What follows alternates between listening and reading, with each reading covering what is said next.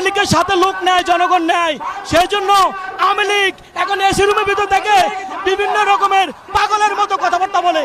খালেদা জিয়া অসুস্থের কারণে বারবার এই খুনি শেখ হাসিনার কাছে আবেদন করা হয়েছে বিদেশের চিকিৎসাধীন যার জন্য, কিন্তু খুনি হাসিনা বিদেশে যাইতে দিচ্ছে না। দেশনেত্রী বেগম খালেদা জিয়া সুচিকিৎসার দাবিতে এবং দেশের দ্রব্যমূল্য ঊর্ধ্বগতি প্রতিবাদে আজকের এই বিএনপির মিছিল সমাবেশ। আমরা বিএনপির এই সমাবেশে ঢাকা মহানগর উত্তর তাঁতি দল উপস্থিত হয়েছি।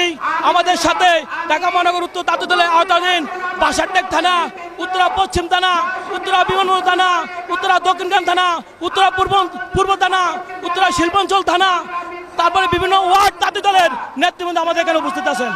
আমরা তাঁতি দল রাজপথে আছি, সংগ্রামে আছি। দেশনেত্রী বেগম খালেদা জিয়াকে এই ফ্যাসিস্ট হাসিনার কারাগার থেকে মুক্ত করে ইনশাল্লাহ আমরা ঘরে ফিরবো। আওয়ামী লীগকে যেভাবে যুক্তরাজ্য স্যাংশন দিয়েছে তাদের ঘুম হারাম হয়ে গেছে।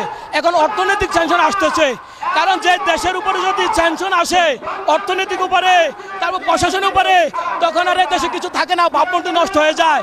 সেই জন্য তারা পাগল হয়ে অন্যরকম কথাবার্তা বলতেছে বিএনপি জনগণ নাই। আপনি ক্যামেরাটা ঘুরে দেখেন, লক্ষ লক্ষ জনগণ রাজপথে নেমে আসছে। কেন নেমে আসছে? বিএনপিকে ভালোবাসে, জনগণের পিঠ ডালে ঠেকে গেছে। আওয়ামী লীগের সাথে লোক নেয়, জনগণ নেয়। সেই জন্য আওয়ামী লীগ এখন এসি রুমের ভিতর থেকে বিভিন্ন রকমের পাগলের মতো কথাবার্তা বলে, কারণ তারা হলো বুয়া। বুঝছেন? সবাই শুনেন, আওয়ামী লীগ বুয়া। কারণ আপনারা জানেন দেশের জনগণ এখন খেপে গেছে।